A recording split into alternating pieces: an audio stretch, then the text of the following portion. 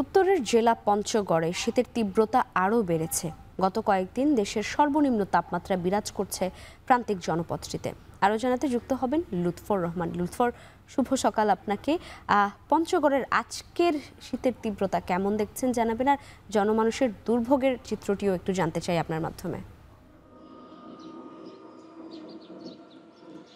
লাইভা, শুরুতেই আজকের যে তাপমাত্রা সেটি জানিয়ে দিয়ে আজ সকালে পঞ্চগড়ের যে সর্বনিম্ন তাপমাত্রা মাপা হয়েছে সেটি হলো 9.5 ডিগ্রি সেলসিয়াস। তাপমাত্রা কিন্তু এক অঙ্কে নেমে এসেছে এবং গতকাল যে তাপমাত্রা রেকর্ড করা হয়েছিল 8.9 ডিগ্রি সেলসিয়াস, এটি ছিল দেশের মধ্যে এই মৌসুমের সর্বনিম্ন তাপমাত্রা। এবং তাপমাত্রা কিন্তু ধীরে ধীরে কমে আসছে এবং আমরা দেখেছি যে গত কয়েকদিন ধরে যে তাপমাত্রা বিরাজ করছে 9 থেকে 10 ডিগ্রি সেলসিয়াস এর মধ্যে কিন্তু বিরাজ করছে এবং শীতের যে তীব্রতা সেটি থাকছে সন্ধ্যা থেকে সকাল পর্যন্ত। আমরা দেখেছি বেশ কয়েকদিন ধরে সন্ধ্যা নামার সাথে সাথে শীতের তীব্রতা শুরু হচ্ছে এবং রাতভর বৃষ্টির মতো কুয়াশা ঝরছে।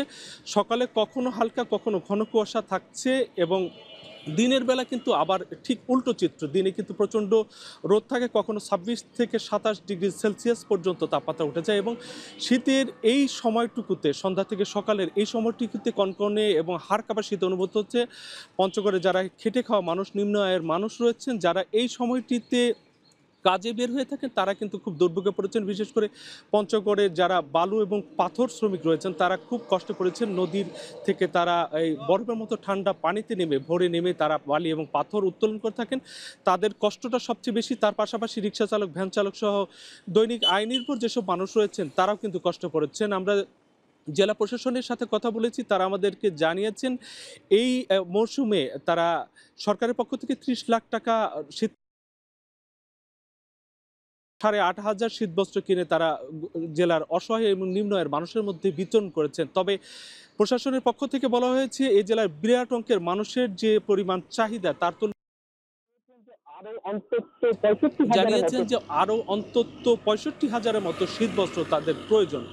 আর আমরা আবহাওয়া অফিসের সাথে কথা বলেছি, তারা আমাদের জানিয়েছেন যে আগামী কয়েকদিন কিন্তু তাপমাত্রা ঠিক এইরকমই বিরাজ করবে। তার পাশাপাশি জানিয়ে রাখি, এই যে শীতের তীব্রতা বাড়ায়, নতুন এবং গরমের যে সকল কাপড়ের দোকান রয়েছে এবং লেপ তোশকের দোকান রয়েছে সেখানেও কিন্তু ভিড় বেড়েছে। আমরা দেখেছি যারা এই জেলার এই জনপদের যারা বাসিন্দা তারা কিন্তু শীতের যে প্রস্তুতি সেটি নেবার জন্য তারা কিন্তু এই দোকানগুলোতে ভিড় করছেন।